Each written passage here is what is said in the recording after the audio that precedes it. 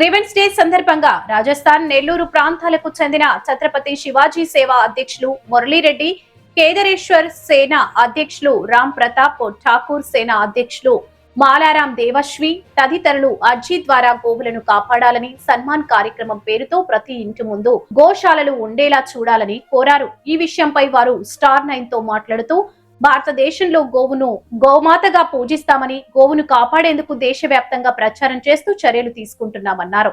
ప్రతి నాయకుణ్ణి, అధికారుల్ని కోరుతున్నామని, గోవులను రక్షించాలని తెలిపారు. बोलिए गौ माता की जय, बोलिए नंदी बाबा की जय, बोलिए सच्चे सनातन धर्म की जय। जय जय श्री राम, जय जय श्री राम, जय जय श्री राम, जय जय श्री राम, जय जय श्री राम, जय जय श्री राम। बोलिए गैया मैया की जय। गौ माता, जय गोपाल, जय श्री राम। जैसा कि संपूर्ण भारत के अंदर आराम से बोलिए।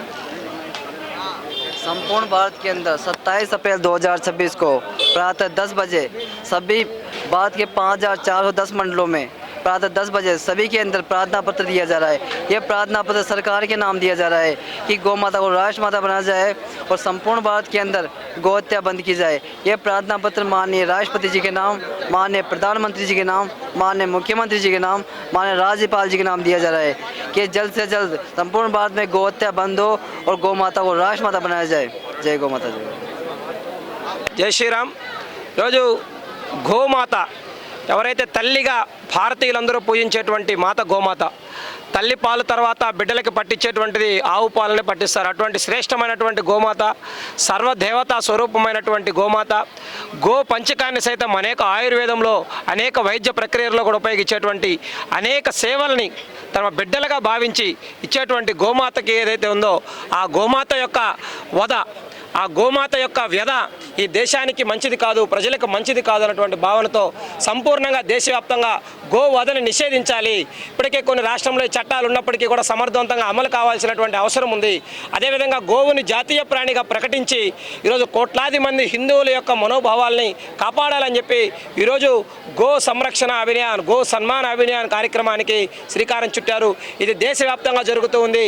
దేశవ్యాప్తంగా ప్రజల యొక్క అభిప్రాయాల్ని సంతకాల రూపంలో, వివరాల రూపంలో సేకరించి స్థానిక మండల కేంద్రాల్లో, అదేవిధంగా జిల్లా కేంద్రాల్లో ఈరోజు కలెక్టర్లకి, ఎంఆర్ఓలకి ఈరోజు ప్రాతినిధ్యం వహించి రిప్రజెంటేషన్స్ ఇవ్వడం జరిగింది.